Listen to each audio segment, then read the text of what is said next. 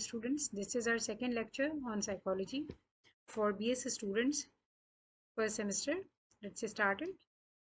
अगर हमें याद है हमने साइकोलॉजी को लास्ट लेक्चर में डिस्कस किया था, दैट वाज लेक्चर नंबर 1 कि हमने डिस्कस किया था कि साइकोलॉजी से क्या मुराद है. This is derived with two Greek words psycho और logos, and that is the study of human mind and behavior.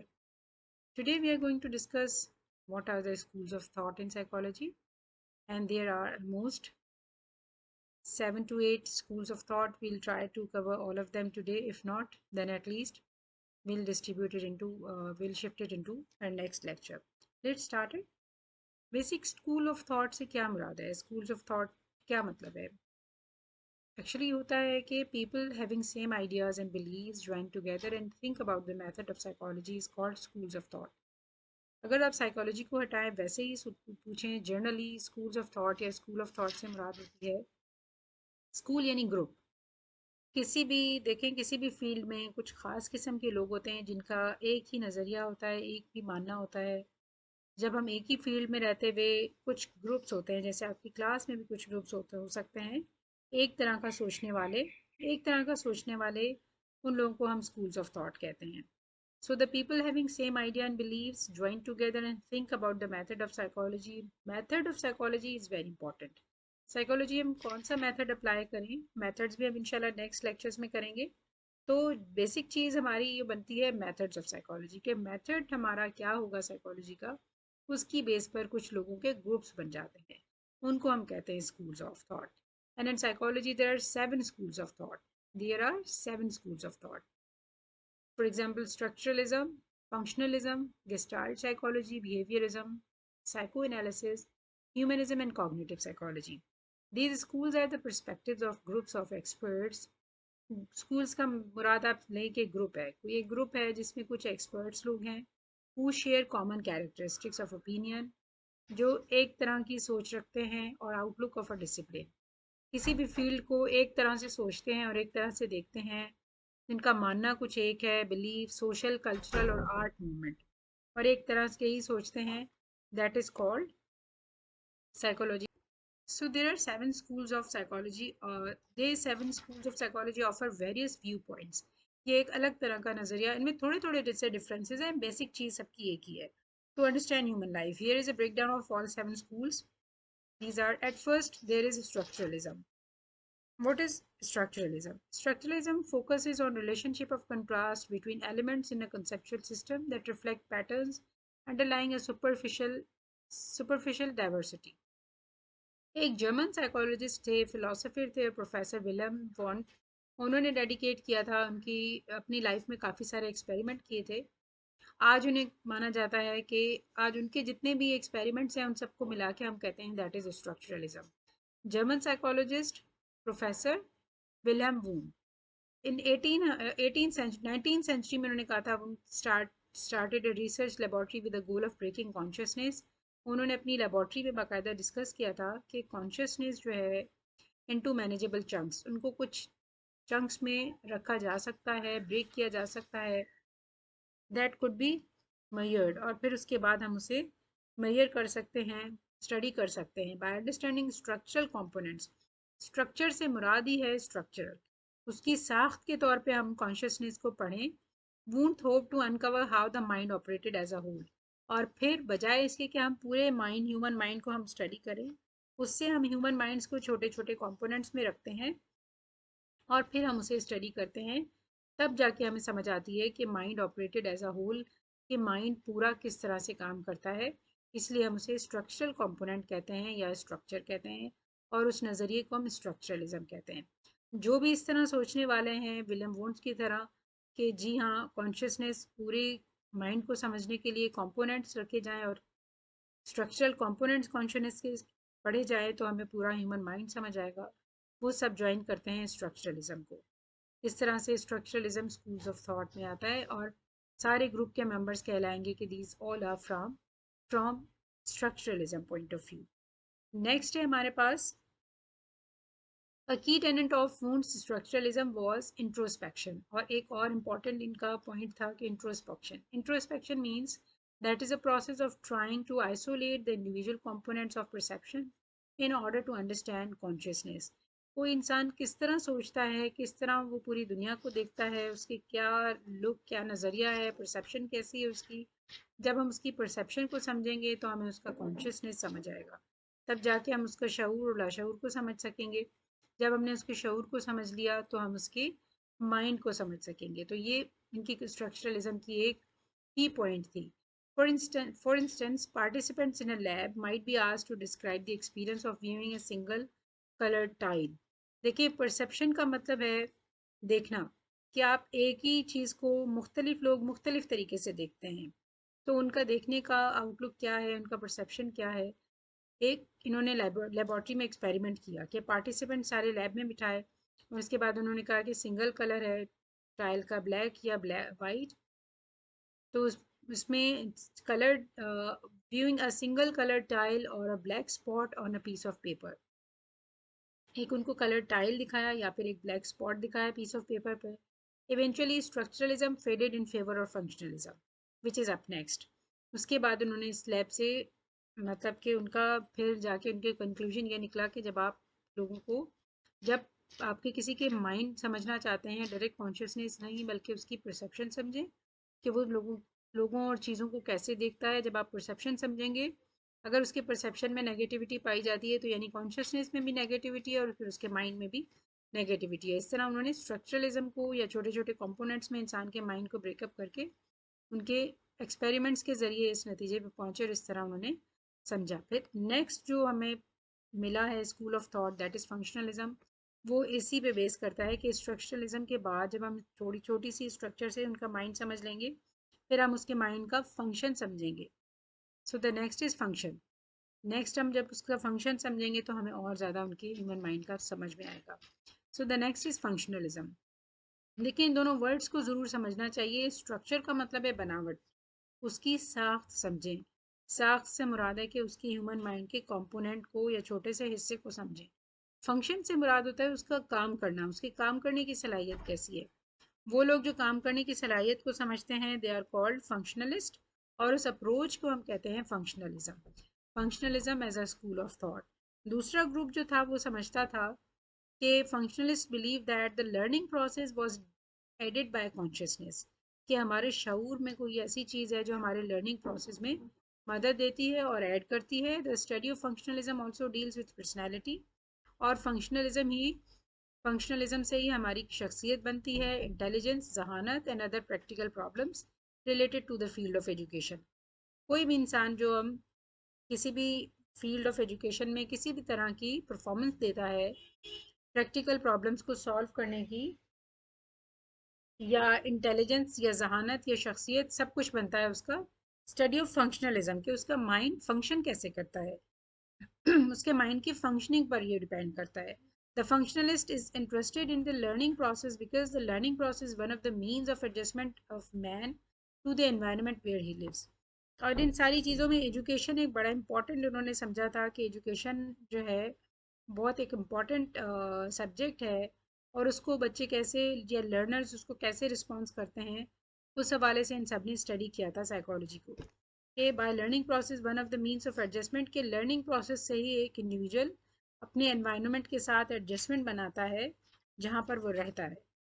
तो अगर उसका फंक्शन, माइंड का फंक्शन ठीक होगा, सही होगा, तो वो आगे पॉजिटिवली फंक्शन कर सकेगा और एक अच्छा लर्नर बन सकेगा। फंक्शनलिज्म्स मेन प्रोपोनेंट वाज, इसको बनाने वाले कौन, विलियम जेम्स थे, अ हार्वर्ड प्रोफेसर इन 18 यानी कि 19th सेंचुरी में हार्वर्ड प्रोफेसर, हार्वर्ड यूनिवर्सिटी एक वहाँ के प्रोफेसर थे। who believed that consciousness couldn't be understood by breaking it into part। उन्होंने कहा जी कॉन्शियसनेस ऐसे हमें समझ नहीं आती छोटे छोटे पॉइंट्स में तोड़कर पूरा का पूरा बिहेवियर देखना पड़ेगा। Instead he believe that psychologist must understand the function of one's mental abilities. आपको किसी बंदे का माइंड समझना है तो उसके माइंड का फंक्शन देखें आप, ना कि उसकी साख्त। साख्त नहीं देखना पड़ेगी हमें, बल्कि फंक्शन देखना पड़ेगा कि वो काम कैसे करता है और सलाहियतें कैसी हैं उसमें, एंड एक्सपीरियंसेस और उसके मुशाहिदे और तजुर्बात कैसे हैं, in order to understand how the mind works. किसी का काम जहन कैसे काम करता है ये हमें डायरेक्ट पता नहीं चलेगा, ना हम दिमाग खोल कर देखेंगे, बल्कि उसके फंक्शनिंग से कि वो कैसी सलाहियत रखता है, उसकी कैसी पर्सनैलिटी है। Take for instance emotional experience of fear, जैसे कुछ बच्चों को, कुछ लोगों को खौफ फील होता है, तो वो खौफ में कैसा एक्सपीरियंस फील करते हैं, ये भी हम फंक्शन, माइंड का फंक्शन समझ के उसको स्टडी कर सकते हैं. James would look at to understand how fear serves its adaptive purpose, like motivating and to avoid certain situation.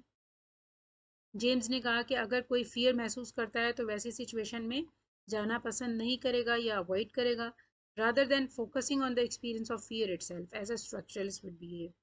तो उन्होंने कहा ऐसा नहीं है कि फोकस करें हम कि ये फियर महसूस करता है बस इसी चीज़ को फोकस करते रहें, बल्कि हमें पता ये चलेगा कि ऐसी सिचुएशन को वो अवॉइड करेगा, वो उसका फंक्शन है माइंड का, और वो डरता है, ये एक स्ट्रक्चर है. अगर हम इसी चीज़ को पढ़ते रहें कि वो डरता है तो ये बेहतर नहीं है, बल्कि बेहतर ये कि हम उसकी सिचुएशन को समझने की कोशिश करें, जो कि फंक्शनलिज्म की तरफ जाता है, यानी फंक्शन बनाता है. तो फंक्शन जो है इंसान का, उसके पॉइंट ऑफ व्यू से जो भी ह्यूमन माइंड को समझने की कोशिश करें उन सबको हम फंक्शनलिस्ट कहते हैं, और उस अप्रोच को कहेंगे कि that is functionalism. That is second school of thought of psychology. Third is gestalt psychology. Gestalt भी एक नाम है, गेस्टाल्ट साइकोलॉजी उनकी दी हुई psychology. The gestalt psychology analyses experience by configuring whole और पैटर्न. गेस्टाल्ट साइकोलॉजिस्ट कहते हैं कि आप किसी के एक्सपीरियंस को एनालाइज करें एज अ होल, या छोटा सा पैटर्न लेके उसका, या थोड़ा सा हिस्सा लेकर आप एनालाइज करें, उसको ब्रेकअप करें और स्टडी करें. The psychologist give importance to the wholeness in the process of learning. उन्होंने कहा किसी भी चीज़ को आप एज अ होल देखें. अगर कोई स्टूडेंट परफॉर्मेंस अच्छी नहीं देता, या कोई एक इंसान है किसी जगह पर अच्छा बिहेव करता है और किसी जगह पर अच्छा बिहेव नहीं कर पाता, तो आप उसके होल को देखें. होल मीन्स उसके पूरी पर्सनैलिटी के पूरे प्रोसेस को और पूरी फंक्शनिंग और पूरे बिहेवियर को देखें. ऐसा नहीं कि वो ऑफिस में अच्छा बिहेव करता है और घर में एक अच्छा बिहेव नहीं करता. They give emphasis that the whole is greater than the sum of its parts. Sum नहीं, सम ऑफ इट्स पार्ट्स यानी पार्ट्स को कंसीडर नहीं करें, उसके पूरे होल को समझने की कोशिश करें. This means that in order to understand perception we shouldn't think in terms of isolated pieces, but in terms of how those pieces come together. किसी भी चीज़ को समझना है तो उसको एज अ होल लें, उसको पूरा स्टडी करें हर पर्सपेक्टिव से. किसी एक पर्सपेक्टिव से लेते हैं, दूसरा मिस हो जाता है, so that is not good, और इट्स अनफेयर टू डिस्कस और to understand that thing. Gestalt therapy was originally, फिर उन्होंने इसी के बेस पे थेरापी और एक इलाज का तरीका निकाला. That was originally developed by Frederick Perls, better known as Fritz, जिन्हें फ्रिट्स कहा जाता है, in reaction to Freud psychoanalytic theory. Freud कोई और साइकोलॉजिस्ट हैं जिन्होंने साइको एनालिसिस की थ्योरी दी थी. लेकिन ट्राई टू अंडरस्टैंड, ये जितने भी मेथड्स और निकालते हैं साइकोलॉजिस्ट, तो इन सब के मेथड्स का मकसद क्या होता है, हमेशा याद रखें. एक साइकोलॉजिस्ट के गोल्स होते हैं, 4 गोल्स होते हैं. First to describe, then to explain, then to predict, and then at the end to change behaviour. इन सब के स्टडी करने का साइकोलॉजिस्ट के इन ओवरऑल किसी भी ह्यूमन माइंड के समझने का मकसद ये होता है कि वो उसको चेंज कर सकें. उनका गोल ये होता है कि पॉजिटिविटी की तरफ चीज़ को ला सकें और ह्यूमन सोसाइटी का एक अच्छा मेंबर बना सकें. तो थेरापी है तरीका इलाज. गेस्टाल्ट कहते हैं a person is seen as having a natural tendency to regulate this self. एक इंसान में खुद भी कुदरती एक टेंडेंसी होती है कि वो खुद को रेगुलेट कर सके. That's to grow and develop. People strive to maintain a balance between need gratification and tension elimination. कि इंसान खुद भी चाहता है कि वो अपने अंदर एक बैलेंस कायम कर सके. नेचुरली ये उसके अंदर होती है कि नीड ग्रेटिफिकेशन की उसे ज़रूरत कितनी है और उसके अंदर टेंशन कितना पाया जाता है. इन चीज़ों को वो एक बैलेंस की तरफ खुद भी लेके जाना चाहता है, और इस प्रोसेस को ऑर्गेनिज्म सेल्फ रेगुलेशन कहा जाता है. इन्होंने कहा है this process refer to as organism self regulation. एक ऐसा प्रोसेस जिससे ऑर्गेनिज्म अपने आप को सेल्फ रेगुलेशन की तरफ लेकर जाना चाहे, खुद को खुद गवर्न करके खुद को खुद सेट करने की तरफ लाए. At any given time, a person is faced with imbalance either through internal or external demands, so that balance is never maintained. तो जब कोई शख्स इम्बैलेंस की तरफ चला जाता है इंटरनल या एक्सटर्नल डिमांड्स की तरफ से, तो वो कभी भी फिर मेंटेन नहीं कर पाता अपना बैलेंस. इसलिए एक इंसान को खुद अपने आप को बैलेंस में रखना पड़ता है सेल्फ रेगुलेशन के तहत. Next is behaviourism. What is behaviorism? This is fourth school of thought. Behave, we do understand behave का मतलब है अमल करना या कोई behave करना. Behavioral psychology focuses on the learning process and learning behavior. ज़्यादातर लर्निंग के साथ या एजुकेशन में ये पाई जाती है, लैंग्वेज लर्निंग में पाई जाती है और एजुकेशन में पाई जाती है बिहेवियरिज्म की थियोरी. और बिहेवियरिज्म का स्कूल ऑफ थॉट साइकोलॉजी में जो है that is also related to education. उसमें क्या कहते हैं, how people are controlled by the environment around them. जो भी कुछ हमारे इर्द गिर्द होता है उससे हमारा बिहेवियर सेट होता है और हम बिहेव करना सीखते हैं। हमारा इर्द गिर्द का एनवायरनमेंट हमें बनाता है, फिर बेशक वो घर हो चाहे स्कूल और college. It revolves around the idea of how observable behaviour response is the result of environmental factors stimuli. जैसे हमें इर्द गिर्द माहौल मिलेगा हमारा बिहेवियर वैसा ही बन जाएगा। The hope is that if psychologist can give behavioral psychology to help us predict how humans will behave, humanity can build better habits as individuals, create better products as companies, and develop better living spaces as communities।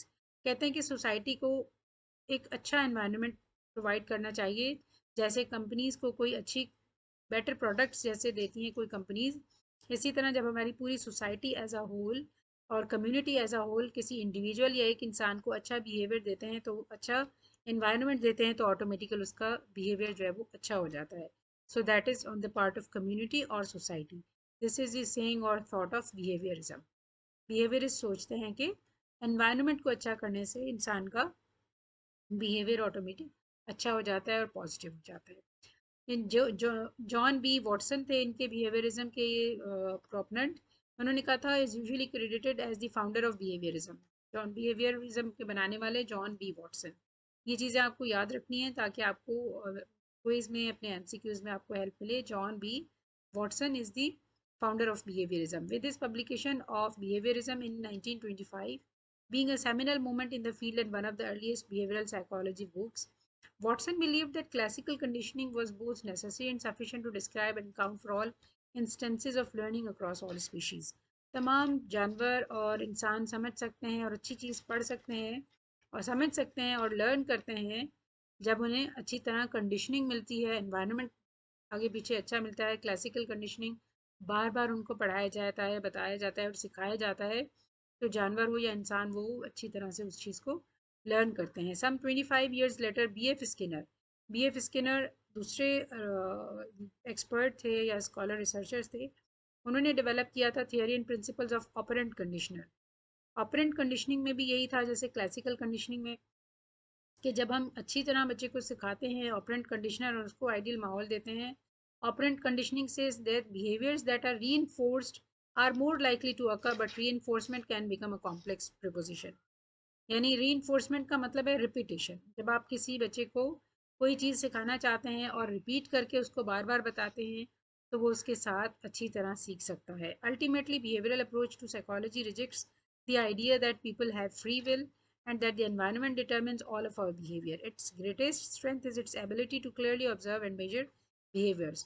तो behaviourism का सबसे बड़ा point ये है कि इसमें हम observe कर सकते हैं किसी को भी सिखाते वक्त कि कोई चीज़ हमने सिखाई है। और देखें बिहेवियरिज्म क्लास में भी अप्लाई होता है, लर्निंग लैंग्वेज लर्निंग में अप्लाई होता है, मैथ्स की लर्निंग में, हर तरह की लर्निंग में और टीचिंग में अप्लाई होता है कि जब आप बच्चे को जो चीज़ सिखाते हैं रीइंफोर्स करें, उसे बार बार रिपीट करके बताएं, तो वो अच्छी तरह पिक करता है, बजाय इसके कि जब हम छोड़ देते हैं तो वो अच्छी तरह उस तरह से पिक नहीं कर सकता, उसकी लर्निंग वैसी नहीं हो सकती। So that is a great strength. I think these 4 to 5 schools of thought you can understand very well. So that should be ended here. In our next lecture, lecture number 4, we'll inshallah discuss the rest of the schools of thought. Meanwhile इसको भी discuss करें, आप थोड़ा अपने पास note down करें, revise करें, आपस में डिस्कस करें in the class or in your fellows or friends. If you find any question, please drop it in the chat box. We'll try to answer it, and hopefully in our next class we'll do rest of the schools of thought. Till that, take a good care of you. Stay blessed.